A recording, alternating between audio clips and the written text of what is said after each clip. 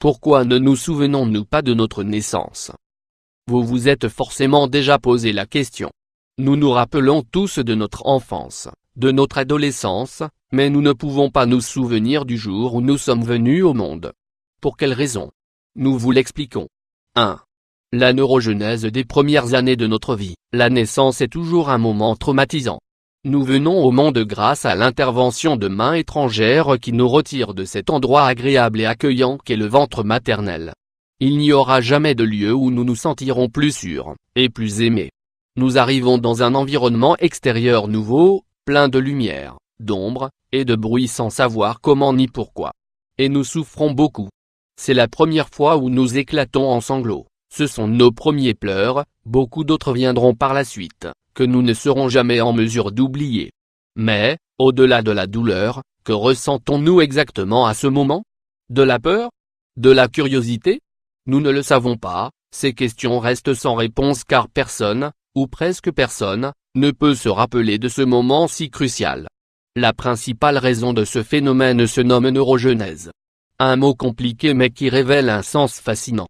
Avant de naître, et dans les jours qui suivent notre venue au monde, notre cerveau connaît sa période la plus importante de croissance neuronale. Les neurones se superposent les uns aux autres dans un processus intense et qui demande beaucoup d'énergie. Cela peut surprendre. Pourquoi, dans ce cas-là, oublions-nous ce moment? Les souvenirs ne sont-ils pas liés aux capacités cognitives des neurones? Avoir plus de neurones ne signifie-t-il pas avoir une meilleure mémoire?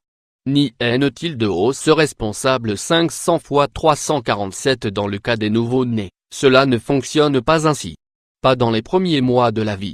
Les souvenirs ne sont pas conservés car la neurogenèse est bien trop intense, des structures se superposent les unes sur les autres et les souvenirs ne durent pas car de nouveaux neurones apparaissent sans cesse.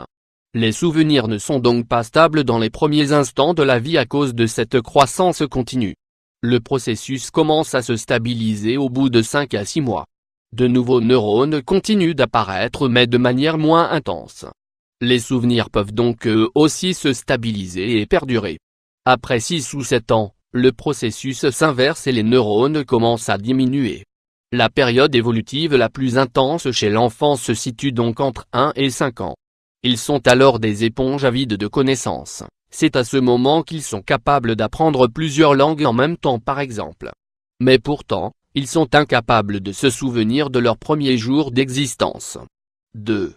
L'importance du langage et du souvenir. Bébé apprend à parler. Les médecins et les psychologues nous disent que nous pouvons seulement nous rappeler des choses que nous pouvons expliquer avec des mots.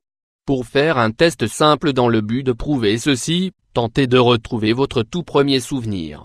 Cela peut être une sensation, une odeur ou une scène. Vous êtes dans les bras de votre mère ou en promenade dans le parc, etc.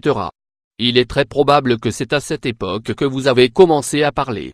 Il existe de nombreuses études qui démontrent qu'il est bien plus facile de se souvenir de quelque chose si on peut l'expliquer avec des mots. Le cerveau, grâce au langage, organise et stocke bien mieux les souvenirs dans l'hippocampe, cette structure associée à la mémoire. Ceci s'explique notamment par le fait que la région linguistique de notre cerveau est intimement liée à la mémoire.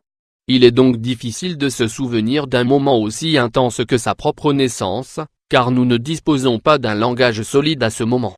Il est cependant possible que certaines personnes conservent des petits fragments de leur naissance, de légères sensations. Vous en faites partie? Partagez avec nous votre expérience.